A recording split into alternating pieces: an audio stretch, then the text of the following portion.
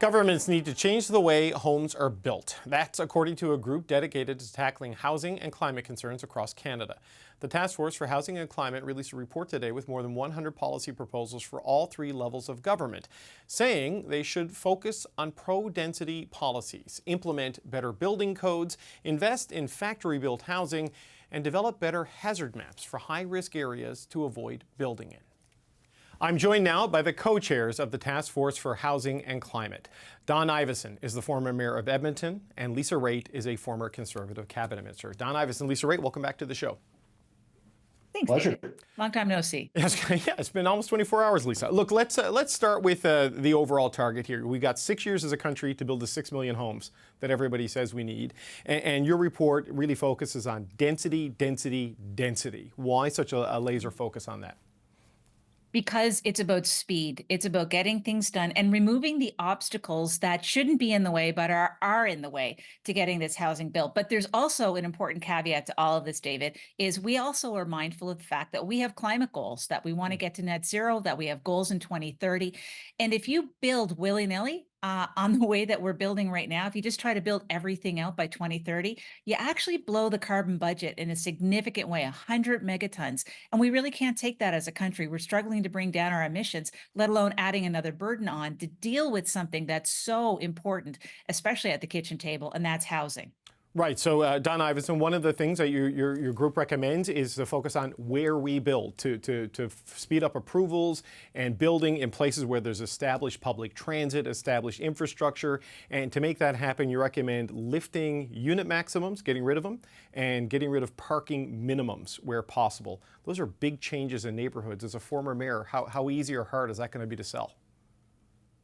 Well, I can tell you that they're good changes to make. They're the kinds of changes that we made in Edmonton here over the last decade. And they're some of the reasons why the dream of home ownership is still alive in my city. So I can tell you that it's not easy, but I can tell you that it's the right thing to do from experience. And it also has the virtue of taking advantage of all of that existing infrastructure. And given that one of the headwinds we're dealing with here is now that everything is expensive, energy is expensive, materials expensive, labor is expensive, and land is expensive. So we've got to make very strategic use of those scarce resources. And we've got to be careful about where we put infrastructure to tie it all together. And where there's already infrastructure in place, things can move faster, as Lisa said, but they can also be more affordable for city coffers and taxpayers, and healthier and lower carbon in the process. So really, it's kind of a triple threat solution to build with density, which is why there's such a strong emphasis in it in the report. And it's supported by research from and models that we had commissioned that substantiate all of this. But Don Iveson, just to stick with you, it's also where families live, where houses are already built, and where neighborhoods are already established, right? And if you change the unit numbers on a specific lot and you make parking more difficult to get in a neighborhood, this may appeal to new buyers, but existing homeowners might want to push back against that. And NIMBYism is this strong force. So how do you overcome that when you're talking about pretty fundamental changes to neighborhoods? Well, I would say a mix of courage and incentives. And the courage comes from needing to meet the housing challenge head on. And in Alberta, we had a housing crunch in the mid to late 2000s. And that really time-stamped my leadership and the city councils I served on, that we needed to be much more aggressive and permissive when it came to opportunities for new development. And we also even needed our new subdivisions to be denser and more financially efficient, which turns out to also be better from a climate and emissions standpoint. So in terms of the pushback that you do get from neighbors, there's certainly some fear in that, but also, when the new neighbors actually move in, those fears go away. So it does require some courage to move through them, and then incentives from senior orders of government, like we've seen through the Housing Accelerator Fund, and we recommend going even further to really tie infrastructure dollars to cities and towns that are prepared to do the right thing on legalizing density, and spare those scarce dollars from places that aren't. So Lisa, on that point, you call for an alignment on policies at the three levels of government, right? Federal, provincial, municipal. We've seen with the Housing Accelerator, provinces saying, stop going around us and going directly to the cities, right? And we've seen on a lot of other things, premiers pushing back against the Prime Minister. There is some tension in the political climate out there right now. I mean, can you get the alignment you're calling for in the time that's available to have the impact that the country needs?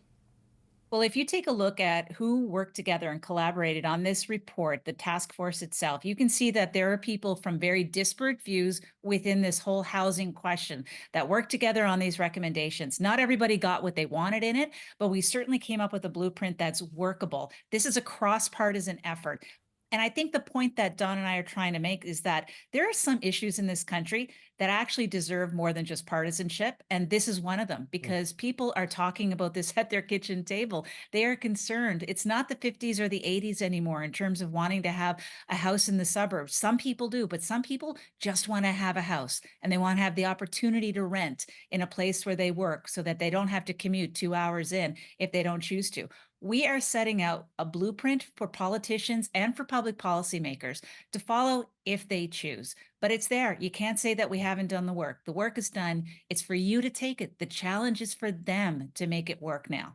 So Lisa Raitt, if people are talking about this at their kitchen table, the hope is that in the future it'll be in a kitchen table in a factory-built home, because this is one of the things you're urging that Canada needs to invest in and accelerate, but it's primarily aimed at the provincial government from my reading of the recommendations. What's the goal there, and why is that level of government the one you're really focusing on for action here? So, the way you said factory built home makes it seem bad. It's not bad. I mean, people want to have homes. Don't denigrate the kind of home or where it's being built. And the reality is that, look, this happens in other places in the world. We know that if we want to do things quickly, this is the way to do it. And we can certainly point in every province to a startup or a current operation that's trying to do exactly thus, trying to get these manufactured homes. But we've identified what the issue is. And the issue is they need orders. They need to know that they have an offtake for these houses that they're going to be building. So that's why you got to have all orders of government involved to make sure that they know that if they build the houses, they're going to be put somewhere. Yeah, I'm certainly not denigrating. I know someone who has a prefab home, and it's beautiful what they've been able to put together. And Don Iveson, we were talking about it today, and it's like, you don't come to every driveway to build the car, right? You do it in a factory, and then people get it, brought home. And you can achieve efficiencies with this. But what kind of economy of scale, what kind of efficiency boost do you see prefab, factory-built homes giving housing starts in this country? What kind of a boost can it give us? Well, I think it has enormous potential to help us rise to the challenge, which includes, as I mentioned, expensive and scarce labor and an aging workforce. And so one of the only ways industry has historically overcome that is through automation and mechanization. This is not a bad thing. We actually do this in many other sectors. We are a manufacturing giant. In Edmonton here, we build modular things all the time, including workforce housing for folks in the resource economy. We actually have a lot of the industrial capacity sitting here in this region ready to go and be adaptable to building flat packed housing components that get shipped to site and craned all the way up a high rise, or built into a garden suite, or built into a row house that can be delivered in a fraction of the time with higher quality in terms of energy efficiency and lower cost inputs. That's the kind of solution that we're going to need to rise to the challenge of delivering millions more homes, double or triple the velocity of what we've historically built in this country. The only way we'll do it is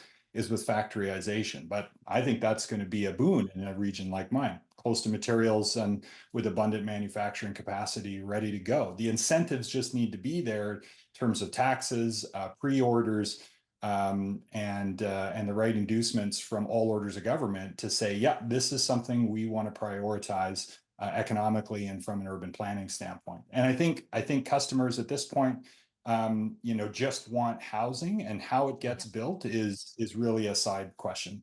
Okay, so I mean, broadly, financial incentives through tax changes for buyers and for builders, incentives through the federal government and other governments on infrastructure, alignment on zoning policies, national common building codes with an inventory of central blueprints that are automatically approved so you can start building factory-built homes to get them on site super quick, to build at scale and to build at cost, all while meeting climate targets.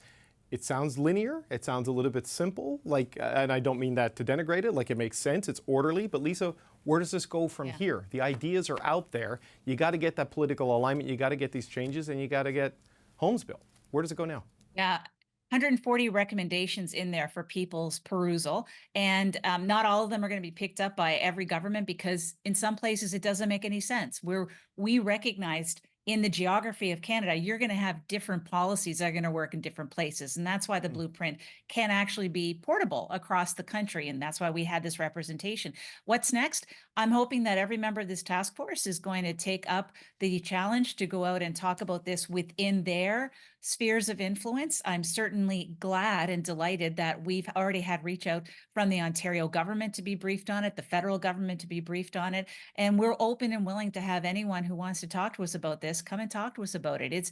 It's not necessarily you have to do all 140 recommendations, but you should do some. And we're trying to help you out, figure out what's the best path forward. So Don Iveson, as Lisa said, you can't say you folks didn't do the work. How do you get the governments to do the work now? What's your push?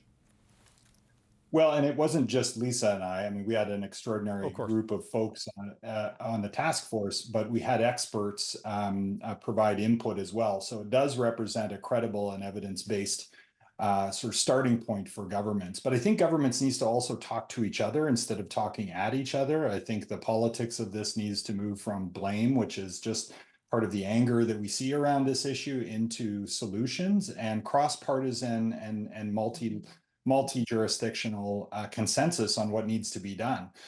So that's really the invitation out there, but it's also to Canadians. Go to housingandclimate.ca, read the reports for yourselves, send them to your elected officials and ask them what their commitments are and whether they're bought into the idea that not only do we need to solve the housing crisis, but we need to do it in a climate smart way while we're at it. So there are opportunities for people to raise these with their city councillors, their MLAs, their members of parliament, and in upcoming elections. So we hope it will be a blueprint that stands the test of time in that way. Don Iveson and Lisa Raitt, co-chairs of the Task Force for Housing and Climate. Thank you so much for your time today. Thanks, David. Pleasure.